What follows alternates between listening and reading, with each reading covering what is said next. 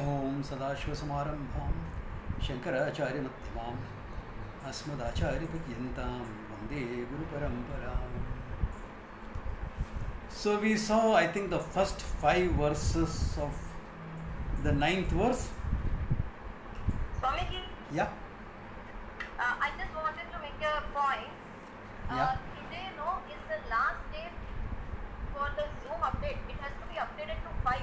Then only we will be able to access these classes. So I think many of in the group might not be aware. Updated to. So, the Zoom thing Yeah, you will get. You will either you already have the updated version, or you may be. You will get a alert Yeah. saying updated करके. Right. So when you get that alert, update it. Yeah.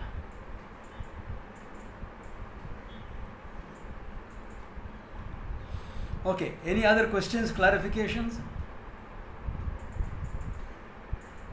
No, Swamiji. All clear up to now? Yes, Swamiji. Okay.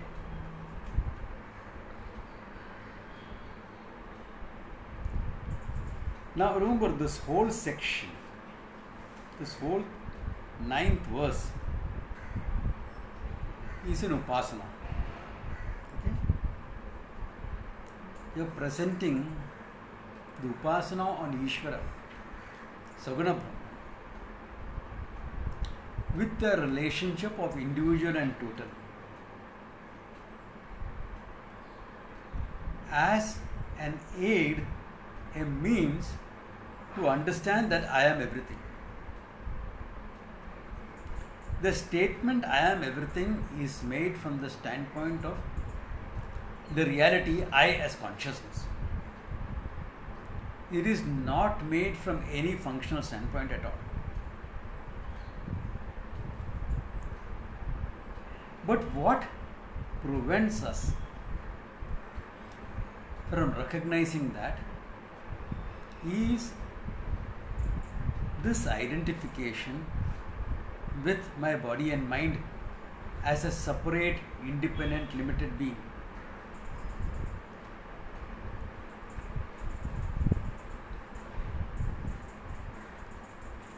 For normal, effective functioning, we need this identification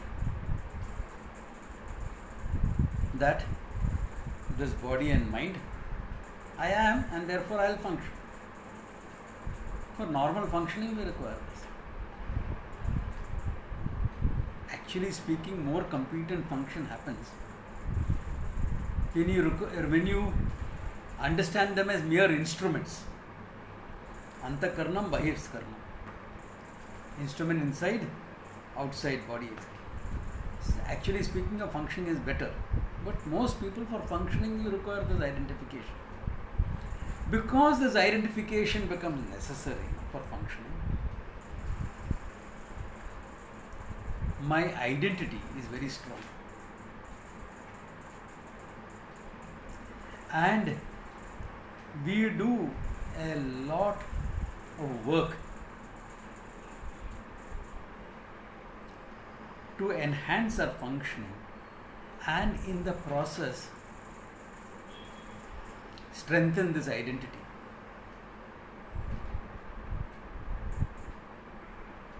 Even for psychological health, certain things that we do, like the question of self-love, etc., become not loving the all-pervading self, is loving this body, this mind or mind. Therefore, it only strengthens this identity.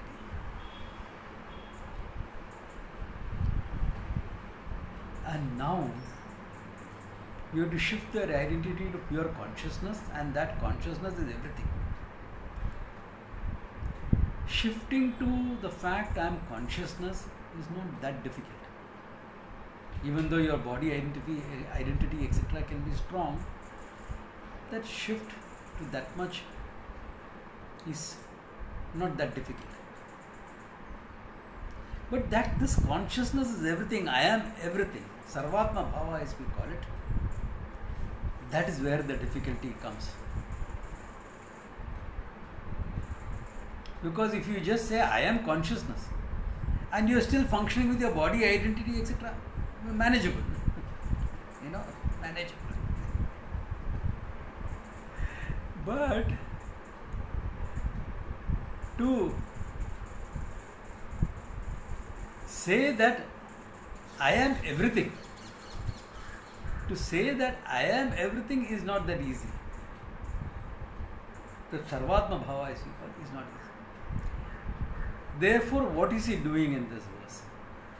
In this verse, he is accepting your body identity, your identity with your Sukshma Sharira and your body. And in the process of Upasana, making you see that it is a part of a larger whole. It's a halfway house that way. That it is part of a larger whole. What was that exercise I asked you all to do last time? For the week I had given you all some exercise. Yaad hai? Yes, Swamiji. That you are the part of the whole. You see your body and mind as the part. Especially of, your body, yes. The whole universe. Did anybody try it out? Yes. What was your feeling?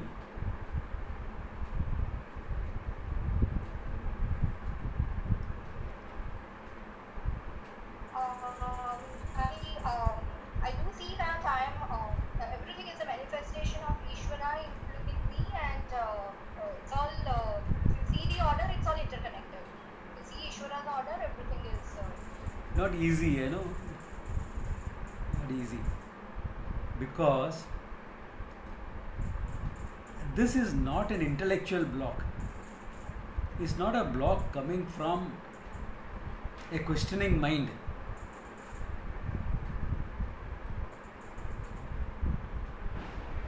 This is a block that's coming from your conditionings.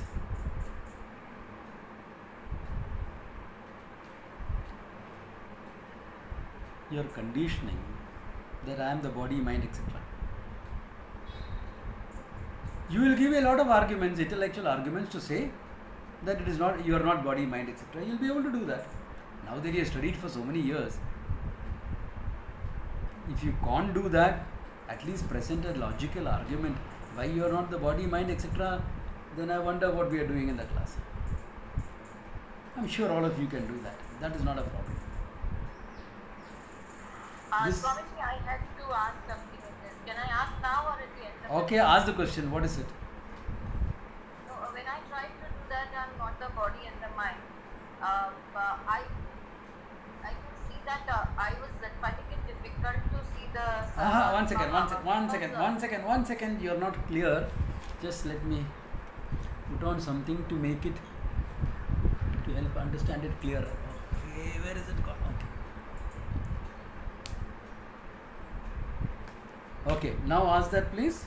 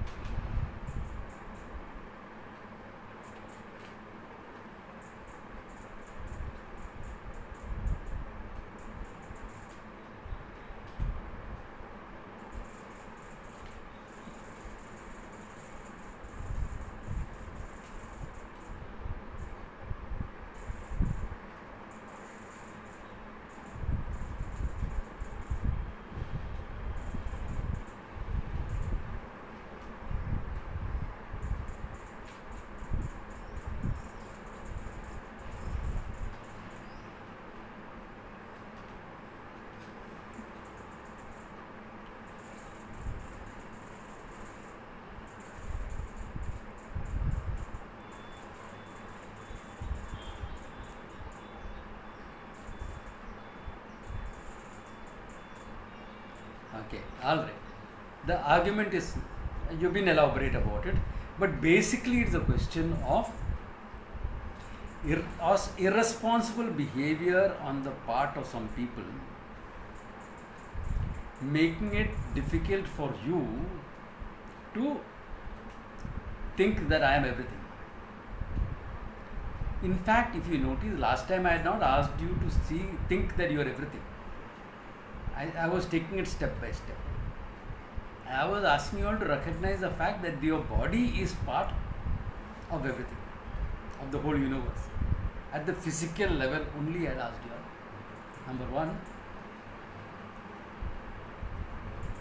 Therefore, there is a part and whole relationship as far as the body is concerned. I was only saying that much. That's why it has to be taken step by step. Here we'll see a couple of more steps in the class today. But let us put it this way. These people are rebelling against the lockdown rules.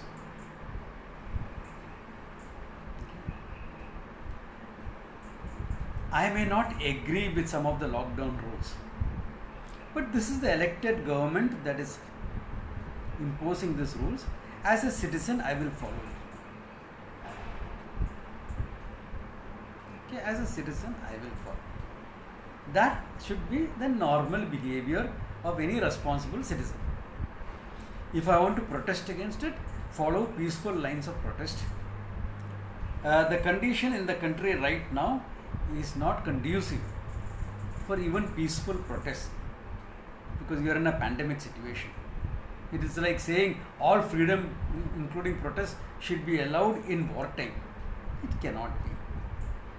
The very fact that there is an emergency around, even though a state of emergency has not been declared, I mean, the government could have easily done that and taken over everything and done everything. The pandemic would be over like that.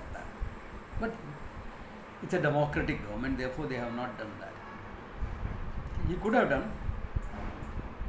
For far lesser reason, Indira Gandhi did it in 1976. But the government has not done that. So the government is relying on the sense of responsibility of the citizens to do it, and some of them are not doing it. Correct? This is the situation which is upsetting you. So you have to go back to basics, because you may not be able to convince them. Even if you say I am a doctor and I am telling you, they may not listen to you. Not because they don't know, because they don't want to. They are becoming rebellious. Now when you are in your teens and your 20s, if you are not rebellious, there is something wrong with your heart. If you are continuing the rebellion into your 40s and 50s, there is something wrong with your head. So obviously these people have something wrong with their head, because they are not kids. They are not in their teens or 20s. So going back to basics, what is the one quality you need to have with respect to people in the Shat Sampatti?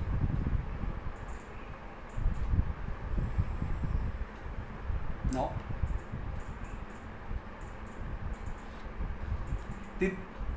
Accommodate. Samadhanam. Accommodation. When I am in a good mood, I have compassion for these people.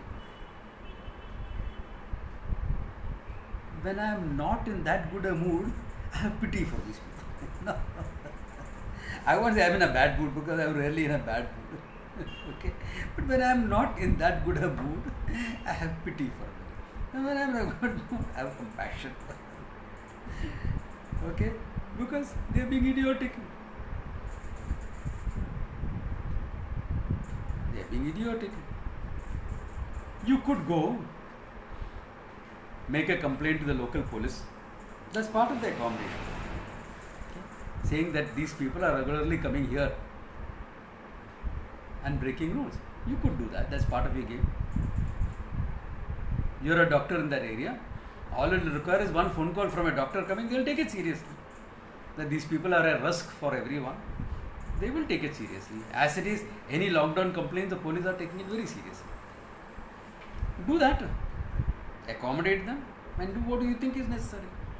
Except that these people are being rebellious, they are being foolish, they are being stupid.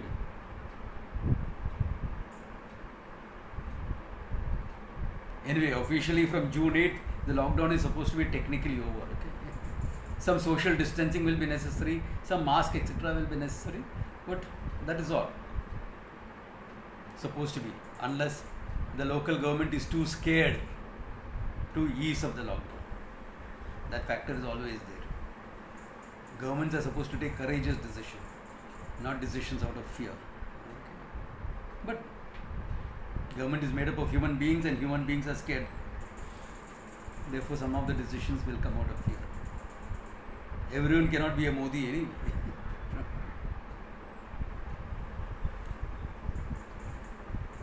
That apart. Therefore, some accommodation and this. If you have that, Sarvatma Bhava etc. is Bahuduram if accommodation is not there. If I cannot respect the fact that people will be like what they are. And if I think that's a social issue, follow the legal process available.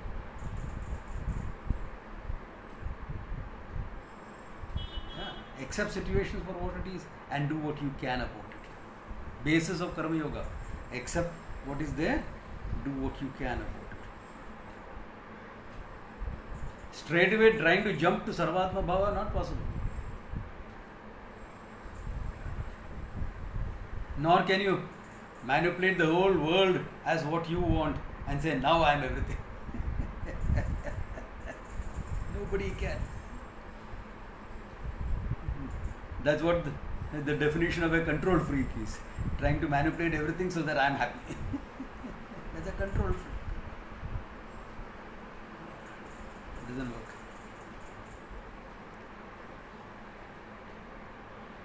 So, first, Karma Yoga Buddhi. Yeah, first, this Karma Yoga Buddhi. This is how you handle their emotional condition.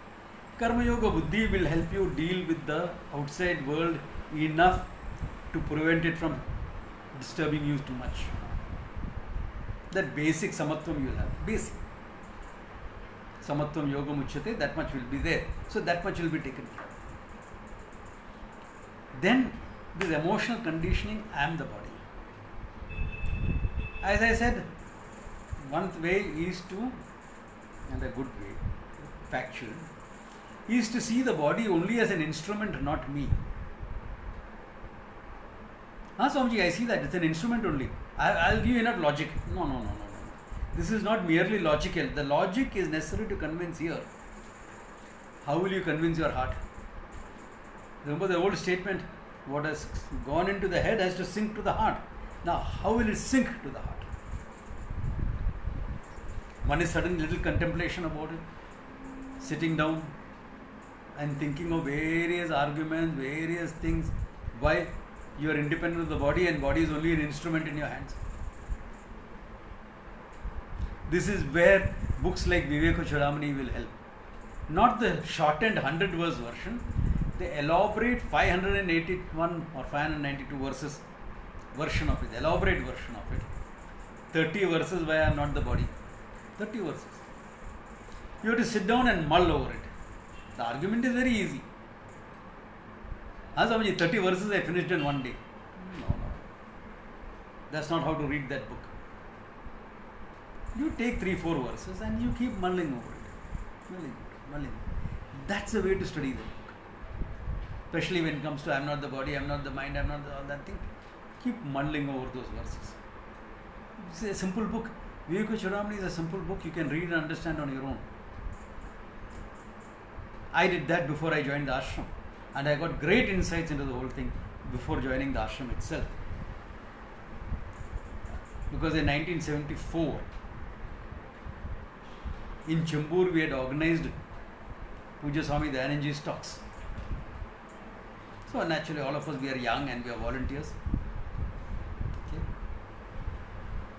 Helping with the whole organizing and everything. And at the end of the lecture, Puja Swamiji gave all the volunteers a copy of the Viveka Chudamani.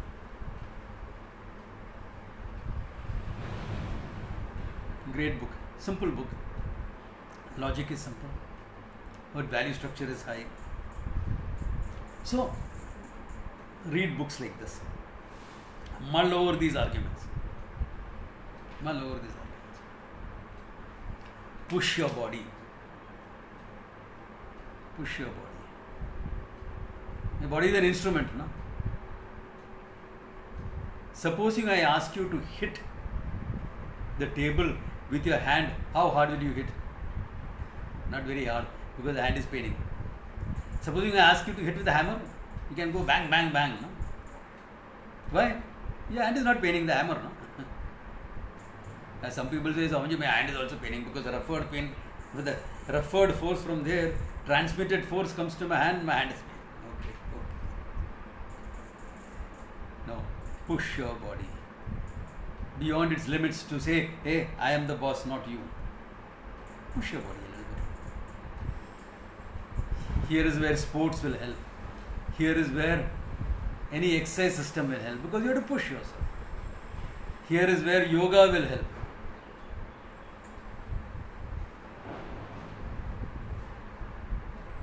You are doing Bhujangasana.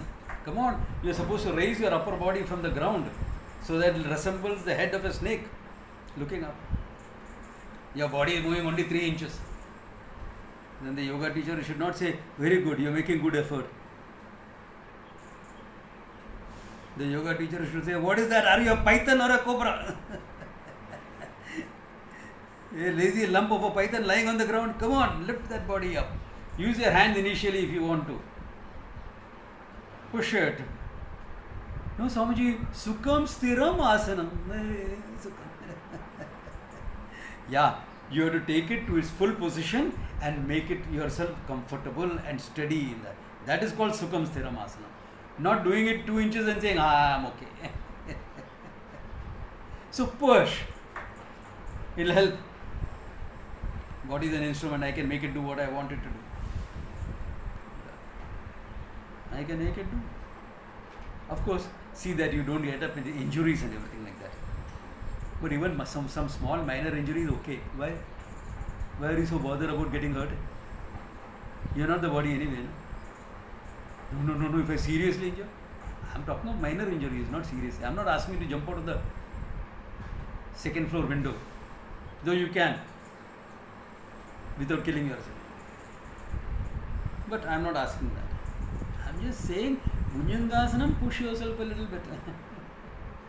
That's all. That's all.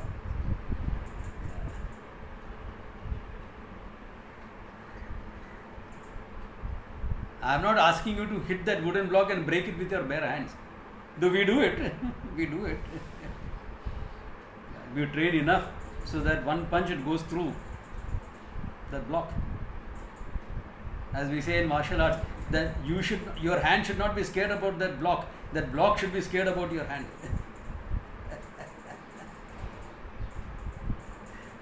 That's what proves, hey, the body is only an instrument, not you. Because how will they going to break conditioning? All the time you are pampering your body. I want to be comfortable. It is hot. AC. Switch off the AC. Switch it off.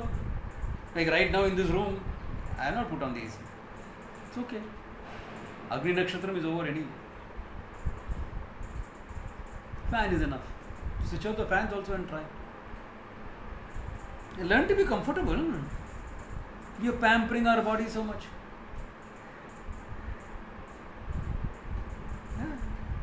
Don't pamper. These are all baby steps. Baby steps? Yeah, baby steps. Then he is talking about the Upasana here. Where you see this body, this is what I asked you all to do last time, but I don't think people got what I am asking. That this body is part of the whole universe. And see how you feel about it.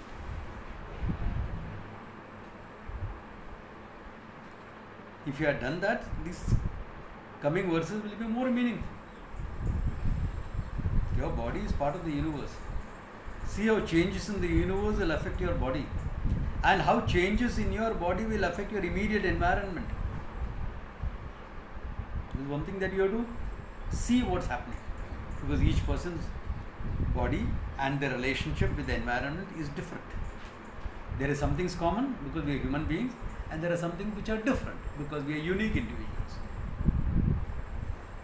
So see that. Okay, try that. Any other questions before I go ahead?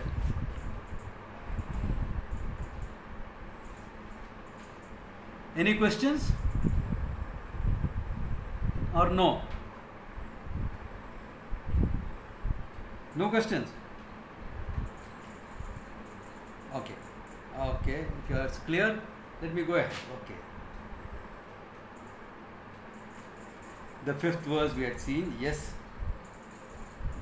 Therefore, the individual body to be regarded as one with the cosmos, the universe. Okay. व्यष्टि उपासनया पुंसः समष्टि व्याप्तिम् आप्नुयात् उपसंक्रमातीत्येवं दश कृत्वा उपादिशत्. व्यष्टि उपासनया पुंसः, पुंसः the person doing the व्यष्टि upasana, समष्टि व्याप्तिम् आप्नुयात्. He will see that this Vyashti, individual, is part of the Samashti total. Upasankramati tevam dashakritva upadishat. Okay. And he says, finally, if that much is seen, that you are part of the universe is seen, then upasankramati tevam, then that part and whole relationship also upasamkramati, he crosses over. Dashakritva upadishat, 10 times it has been said in the Shruti. 10 times is just a number, okay? Meaning plenty of times, like you say, a dozen times I told you, 100 times I told you. Not that literally you sat down and counted how many times you said. Similarly here, 10 times it has been said, meaning a lot of times it has been said. Why? Because for you to directly take that jump, I am everything, is difficult. If it is easy for you, you don't need all this. If it is easy for you, you don't need all this. But if it is not possible, then have this halfway house of part and whole. Because you started by saying, I am different, I am independent from everything. I am different from the universe. I am different, I am independent. I have to conquer the nature. You started with that. That is westernized thinking. I have to conquer nature. Eastern thinking, all over the Orient, is I have to live in harmony with nature. There are aberrations in some places in China and all that. Okay, those are aberrations. Okay, but generally Oriental thinking is you have to live in harmony with nature. Okay. Therefore, once you see you are part of the whole, the next step that I am the whole is easier. So he's giving you a halfway house. It's a halfway house for you to say that I am part of the whole. That's all he says. Now, he's following a paradigm here. The paradigm is common in books on yoga, tantra, shivagama, qigong, all energy work paradigms. Okay, all energy work paradigms. It's a particular paradigm is following. I will explain enough for you all to understand the paradigm, but not enough of the practices. The practices have to be done one-to-one with the teacher. I will mention a few things, but that won't give you enough to be able to practice anything. Okay? If anyone wants to practice these things, that's separate. We will do that separately. Okay? But this is, and I don't encourage that so much because this ends up in siddhis and things like that. You don't want to push it that much. You only want to see you're part of the whole. So, I am part of the whole can be seen in different ways. Okay? Using different paradigms. You can use scientific paradigms and see you are part of the whole. Though science really does not talk about the mind so much, other than mind being nothing but an information organizing function of the brain. Beyond that, it doesn't really talk about. But even then, using those paradigms, we can talk about it. Okay? But here, let us see the paradigm that Sureshwara is using. Okay. It will go a little bit. Okay. Now, some people in our tradition say these things don't exist because he's talking about the 7 chakras and things like that. Because why such chakras? Because they are part of the Sukshma Sharira. They are not part of the Sthula Sharira. Therefore, many people, scientists, medical professionals, etc., will say these things don't exist. Now, what to talk about a discipline that does not fully accept the mind itself as separate from the body? Do these things exist? Yeah, they do. As valid as your thoughts, emotions, etc. As valid as your thoughts, emotions, etc. They have that much of validity. Are they subjective? They are in your mind itself. In fact, they are in every mind. If they are in every mind, how come everybody cannot see it? That's the thing. Because it is there in every mind, but it is hidden. Exactly like how there are various levels of self-awareness. In fact, sometimes you know the person is going through some emotion, but the person himself is not very clear about it. You can see that somebody else has a bias, but that person is not seeing his own bias. Similarly, about yourself, you will always have an unknown side, an unawareful side about yourself. If that is there with respect to emotions, then what do you need to do? You need to develop an objectivity, you need to develop self-awareness, etc., so that you can be aware of these things. Similarly, these are also there in the mind, hidden, not overtly available. Hidden. In fact, you are alive because of all this.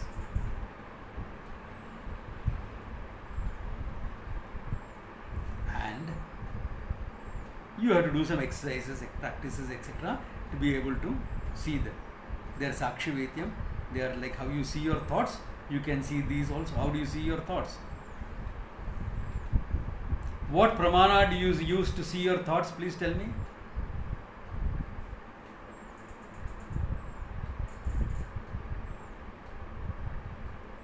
Can I get an answer? What pramana? Huh? No pramana? Are the thoughts self-evident like the Atma?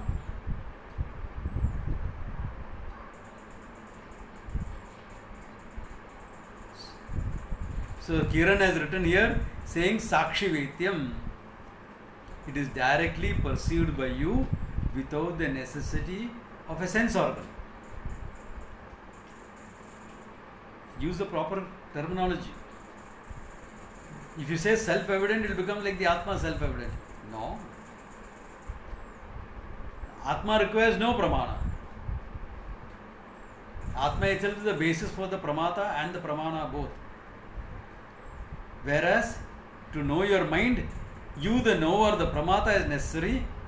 You don't need a sense organs to see it. Understand the difference very clearly. That's why it's called Sakshi Vetyam. Similarly, these are also Sakshi Vetyam. They are there in your mind, in your Sukshma Sharira, in the combination of prana and Chittam, it is there. Prana and your emotions. It is there. In between prana and manas combination, all these are there. You can see it very clearly, provided you follow these practices, etc. Most of us in Vedanta don't bother about it. But he is using it here as an upasana. Probably Sureshwara himself has done some of these practices when he was a householder before. Okay, he's a great karmata, etc. And in many karmas also you use this, the principle of chakras, etc. Especially when you are doing kumbhabhishekam of a temple and things like that, the priests use these, okay, to energize the linga or to energize the murti, because prana pratishtha has to be done. So the all-pervading prana is there in the murti anyway, isn't it? No. As a deity, it has to be pratishtha there. Therefore, the priests have to use their energy to connect up with the universal and bring it into the deity. They do that. Through the medium of water, they do that. They invoke it in themselves, from themselves to the Kalasha which is worshipped, and from the Kalasha to the Murti. That's how the process goes. And it has to be strengthened by one mandala of pujas after that. Only then the full thing is over and the glory of the deity is manifest there. So these are there. In many of these, this thing, it is there. We and Vedanta don't bother about them, right? Because our goal is different. Our goal is self-realization, not to set up a temple. Yeah, my goal is not to set up a temple. My goal is to make people understand what the truth is about. If you put up an ashram, yeah, we'll put up a temple there. There I'll call the proper tantris who will do it. They are available. I know them. They will come and do a good job of it. Yeah. I need not take everything on myself, okay, and say I should do the pratishtha. No, there are people meant for that. I am a sannyasi, therefore I am not supposed to go into those things. Let them do. Let the professionals in the job do. I am sure they will do a great job. If you know good people, they will do a great job. With some effort and everything. Yeah. Therefore, we as Vedantin don't really bother about it. But it's all there. Therefore, Sureshwara is using that model because remember, he was a great Karmata before he became a Vedantin. Therefore, he is familiar with all this. Therefore, he is using these paradigms. Not only familiar, I am sure he practiced some of these things. Okay. Yeah. Okay.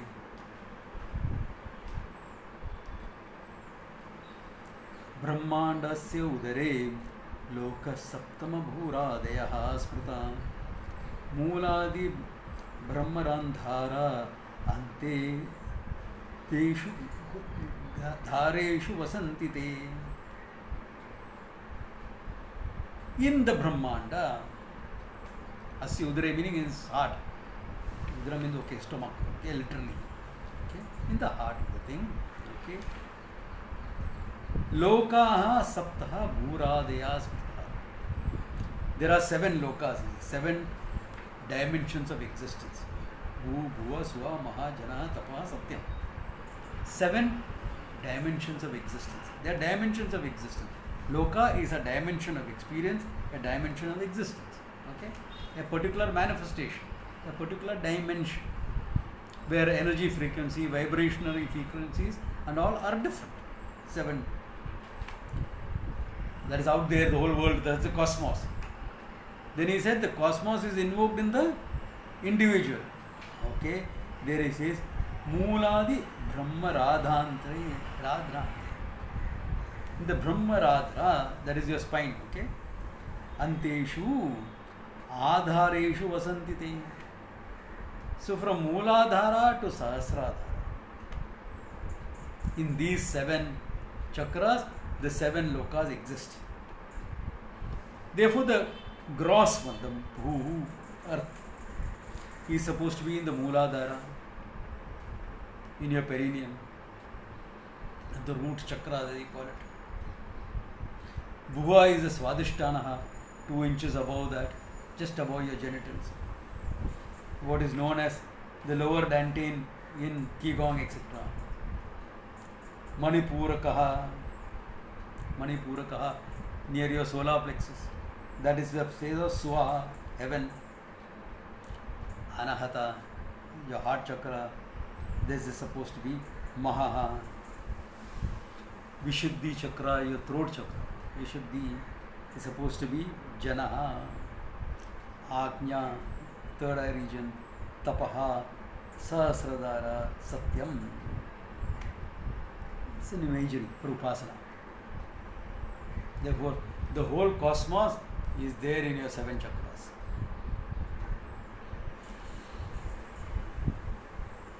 That is a totality, this is the individual. This individual is connected with the totality. Not just the physical universe that I had given you as an exercise last time. Earth, your environment, This he is talking about the universe, 7 dimensions of the universe. 7 dimensions of the universe is saying you are one with the whole thing. Part and whole. Every loka outside corresponds to a chakra in your system.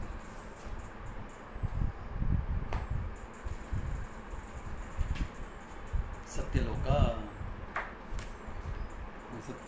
Tapoloka, Jnanaloka, Mahatloka, Swarloka, Bhuva, Bhuvu, all down. 7 lokas. It's an upasana. So you feel connected with the whole universe, with all the dimensions of existence. Okay? The 7 lokas, the dimensions of existence, you feel connected. This is pure connection. So that the next step is that you, the consciousness is everything, not your connectedness. Here we are talking only about connectedness. Then you have to see the oneness. Oneness is the next step with knowledge as consciousness. Oneness will be when you take the standpoint of consciousness. That is yet to come. He is here now talking only about connectedness with everything. Okay. Then he is giving you other correspondences also. Okay. Then corresponding to your spine, okay, all the chakras, but the chakras are not in your spine. Some idea about it. As I said, I will give you some idea. Okay.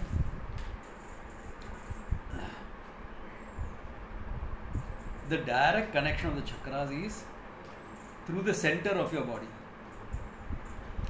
From the lowermost point, which is your perineum, to here. Imagine a tube. Imagine a whole tube. The tube generally is only about 1.5 inches for normal people. For those who do energy work, etc., it can go to 6 inches. Okay. In this tube is all the chakras. But it is not one single tube. Like if you open an electric cable, thick cable, you will find in the cable there are a lot of other cables. In the big cable, black cable that you cut open, in that you will find a lot of other cables. So similarly, in this main channel that is running from the perineum to the Sahasrara, to the top of the head, you will find various other tubes going. One main tube, for want of a word, I am using the word tube. Really speaking, that should be nadis. One main nadis and other nadis around it. So he is now giving you an upasana for that also. Veena Dandaha Mahameru Astani Kula Parvataha Ganga tu Pingala Nadi Yamunaida Prakirtita. Veena Dandaha, that is your backbone. That is the main channel going through. Mahameru is a Mahameru. Mahameru is the center point of the whole earth rotating around. Asthani Kula Parvataha. And all the bones that make up the backbone are the Kula Parvatas. The others, this thing, Nanda Devi, etc., that is there on the side. Okay. Ganga cha Pingala Nida Yamuna Ida Prakirtita. Then you have the Pingala and the Ida nadis. Two other nadis going side by side. Okay? Side by side. Ida and Pingala side by side, then forward, backward. All that is there. All of them, he says. One is Ganga, Pingala is a Ganga, Yamuna is the nadi. Pure Upasana. You are just connecting up by association. Sarasati tu Sushumna Uktaha Nadya Nanyaha Punya Nibalpnaha Vipaha Syu Tatava Saptaha Sveda Bhashaputpadya Yogdayaha Abdaya Sarasati Sushumna Uktaha. The Saraswati which you don't see now. Once upon a time there was a river called the Saraswati. Okay. It was between the Indus and the Ganga. Huge river. mentioned in the Vedas, much bigger than the Indus and the Ganga, much bigger than that. But that became mythology until satellite imagery showed the underground path of that river, because that river is supposed to have sunk into the earth. The story goes it was because of Parshurama's curse. It sunk into the earth. Okay? During Mahabharata times, the Saraswati was available on the surface of the earth as 7 pools of water. But that also went down. Therefore, the civilization that was there between Saraswati and the Indus rivers moved towards the Gangetic plain. That's what happened. Okay? This was what used as the Aryan invasion, etc. The stupidity, not stupidity. Deliberate attempt by the British to split the Indian population. Okay? It was used to split. But this river, Saraswati, was there. Sushumna Uktaha. That's the central channel. The main central channel is the Sushumna Nadi. Okay. And all the other nadis, there are so many. About 12 major ones are there. That all, only if you are doing energy work, you will come to know about them. Okay. They are all the other sacred rivers that are there flowing through. Because the rivers are the sustainer of life. Why is he making this? You are alive only because of the natural energy flowing in from the cosmic prana through these pranas into your system. If that is cut off, you will not live. If that is cut off, life is over. Naturally, there are some energies flowing into it. Natural. Whether you know it or not, you want it or not, you believe it or not, you are atheistic or not, you dismiss it or not, they are flowing. And that keeps you alive. Natural. You don't have to do anything about it. They are there. Yeah. There are some times when certain nadis are more active, therefore it is beneficial to do some activities with that level. For example, the nadi that supports digestion is active very well during 1 and 3 in the afternoon. That's the time to have your lunch and everything like that. Similarly, the Sushumna nadi, into which the main energy flows through, whether you know it or not, is between 1 and 3 in the night. If you are a great yogi, you can sit in samadhi at that time. Otherwise, shut down everything, go to sleep. Let nature take over and do what nature has to do. Don't go watching the TV at 1 o'clock in the night. No. Don't go on your social media at 1 o'clock. Sleep. So that will be healthy. That will be healthy way of living. But healthy or unhealthy, these things are happening. Why healthier? Because when the Sushumna nadi is active, everything else is supposed to be inactive.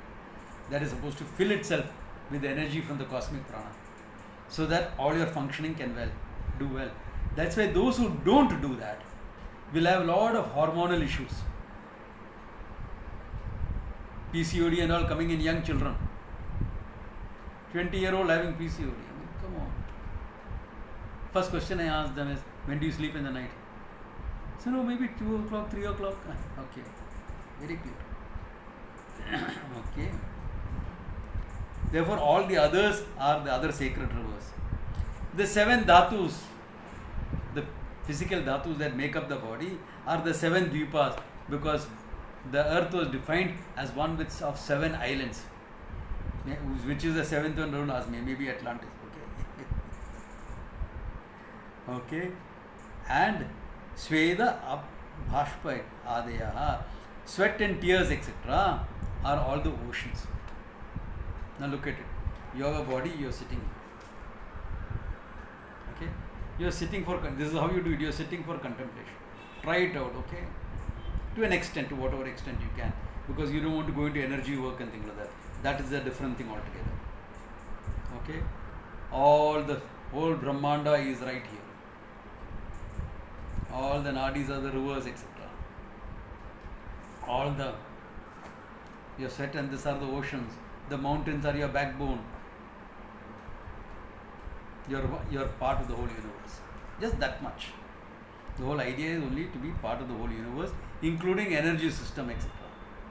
Because your prana is coming into the picture. Because where are the chakras but in the prana? So all of it together. This is a form of upasana, to feel connectedness. You can work on it to develop other powers also, that we as Vedantins are not interested in. But if someone wants to do it, they are welcome to do it. It will definitely help mastery of the mind. That's why they are doing it. The energy work, etc. is done to gain a greater mastery of the mind.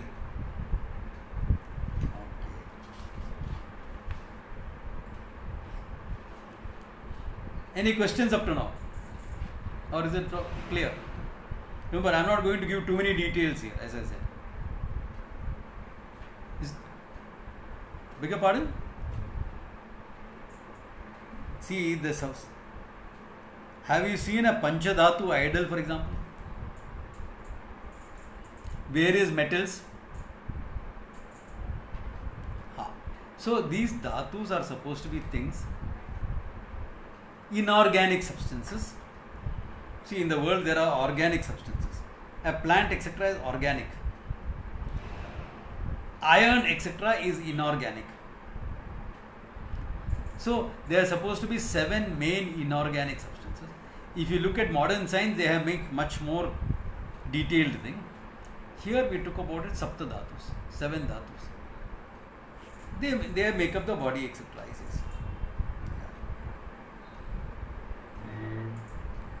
Just inorganic material found in your body.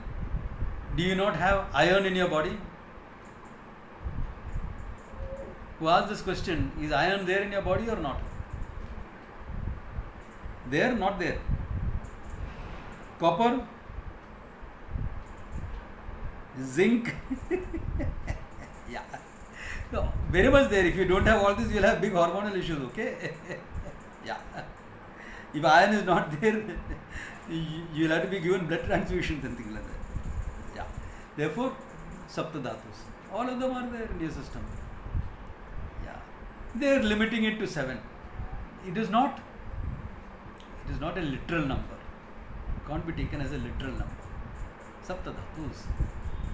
Yeah. 7 main ones. Because even if you modern science, you will say essential minerals, then trace elements you will say, isn't it? Small traces there. Same way here also. 7 main dhatus they took it.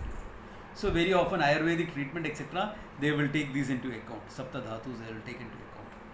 It's a paradigm. See, you can look at this body in 100 different paradigms. All of it will work up to a point. Because how you look at it, you can deal with it. Remember, this body is not a fixed thing.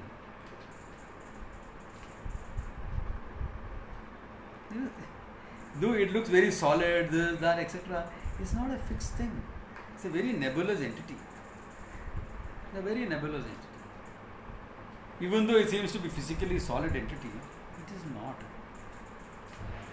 So how you perceive it accordingly will function. Your perception to a great extent will change the function. And sometimes it will rebel against all your perceptions and do its own thing. Because we don't know completely what it is about. So you know that there is something there because you can all see it. Then you analyze that thing, that object that you see, according to the paradigm that you have. On the basis of some observations, you formed a system. Then theoretically you develop that system with certain logical connections. Now in keeping with that system, you are looking at that thing and saying it is like this, like this, like this, like this. It works. It works. Up to a point. Therefore, the same thing can be analyzed with different systems because different paradigms. Finally, you know, body exists. Okay, it's a functioning entity.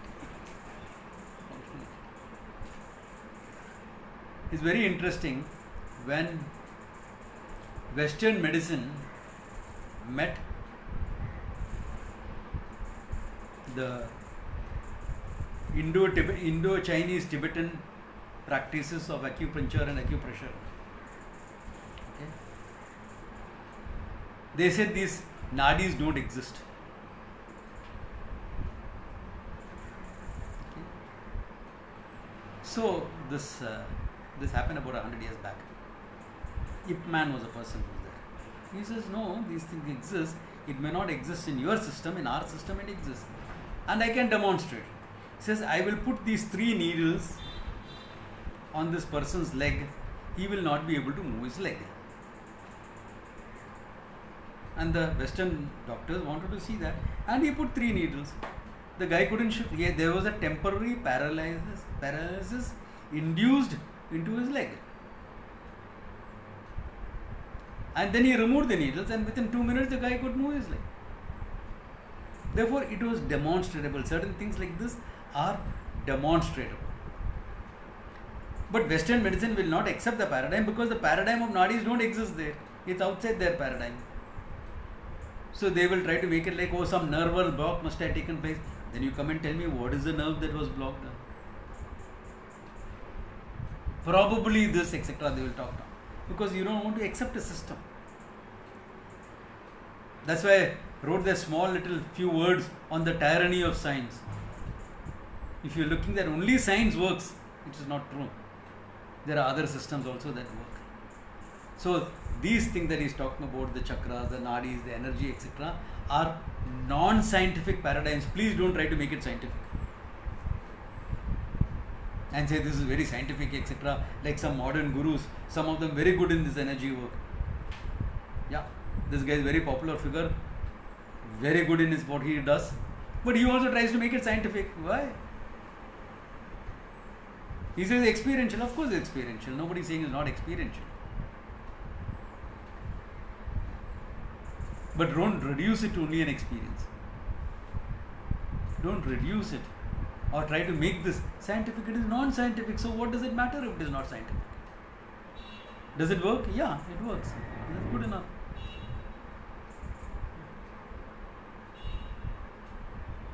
Like, how will science explain that a flesh, something that is made of flesh and bones, can go through a brick or go through a block of wood which is supposed to be harder than this flesh? How will science explain that? And when they took photographs, videos, they found that the block of wood has started breaking before the hand has literally touched it. The hand was necessary, but before the hand touched it, the block of wood started breaking. How do you explain this without using the energy paradigm? How will science explain it?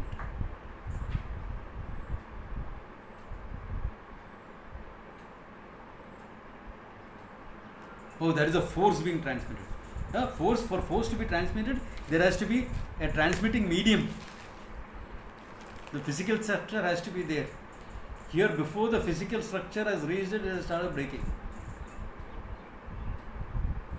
It's a purely non-scientific paradigm. It does not fit into science, and that is okay. There are hundreds of disciplines of knowledge which does not fit into science, and that's all right. It's okay.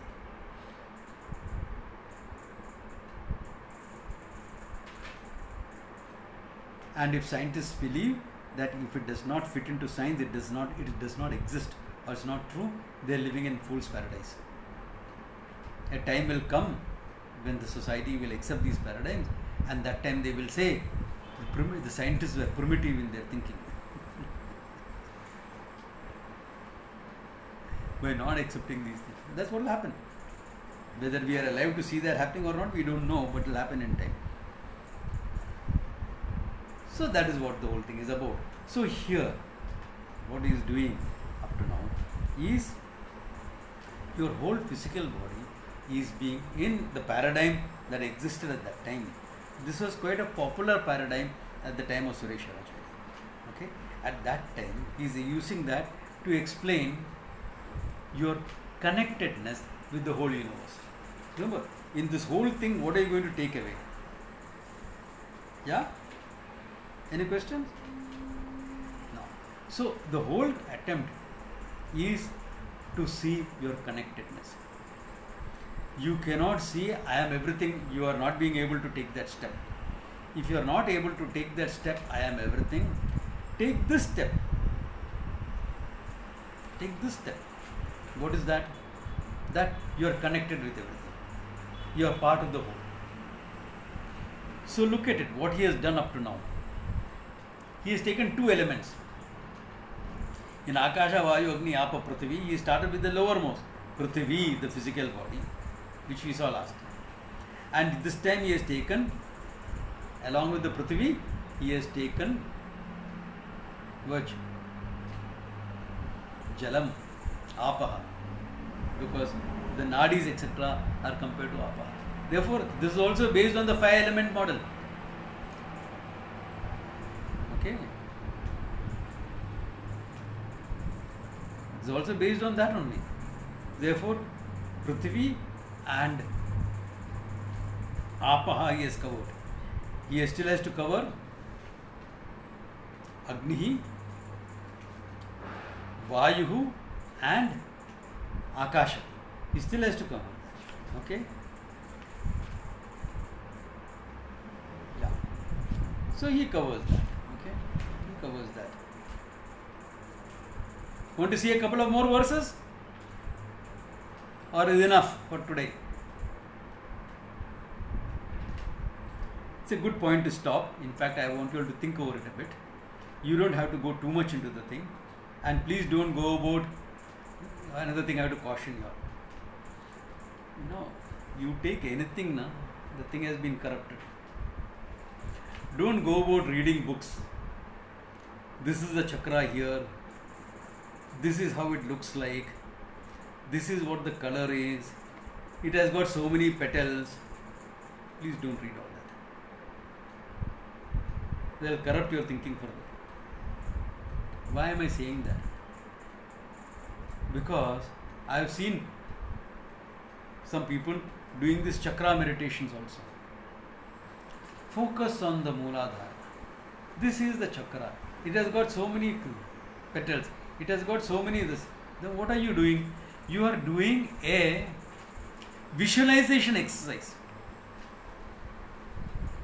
Which is fine. You can do a visualization exercise, but you will never see the chakra that way. And if at all you see it, the chakra will not be according to the description. Exactly like how in modern medicine, the doctors here will confirm this. In the medical books, the lungs are described as pink in color, elastic and pink in color. When you dissect an adult body and come to the lungs, especially if he is living in Bombay or Delhi, will you ever find them completely pink? Doctors here can respond. Will you find them pink?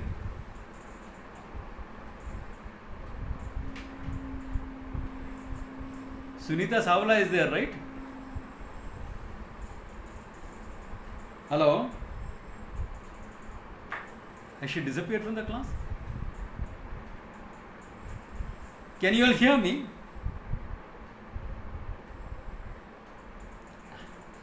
Then I asked a question, can you answer?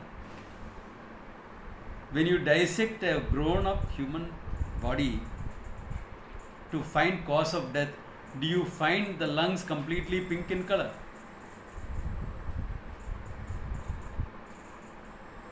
Or you have never done a dissection? What is it? Sunita is not there in the class. Sunita Savla is not there. I thought I saw her. Okay, fine. If she doesn't want to respond, fine. I don't know what she's doing in the class when I'm asking her to respond. Anyway. So, you will never find them pink in color. Why? Because of the pollution, etc., your lungs will be more greyish in color. Similarly, when you look at these chakras, etc., you will never find them in the original color they have been described.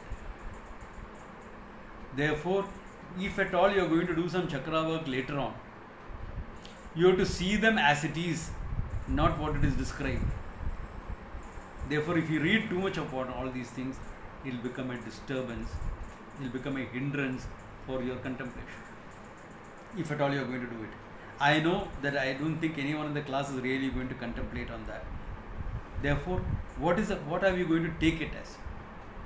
Like what I said last time, see that you are part of the whole universe. That much you stick to. That much you stick to, and keep seeing yourself as part of the whole universe. This is part of your contemplative exercise for the week. See your physical body and your prana energy system, because the whole universe is made of energy. There is a low grade vibration right across the whole cosmos. Therefore, and the energy is there in your system also. Your biomedical energies are there. Therefore, in this, keep the whole thing going.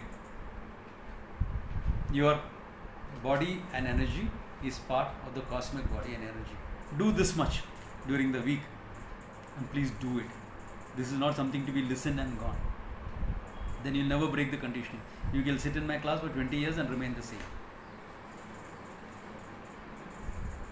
So do that, and next class we will deal with the other 2-3 elements that are left behind. We'll deal with that. Okay? Om Tat Sat. Good place to stop.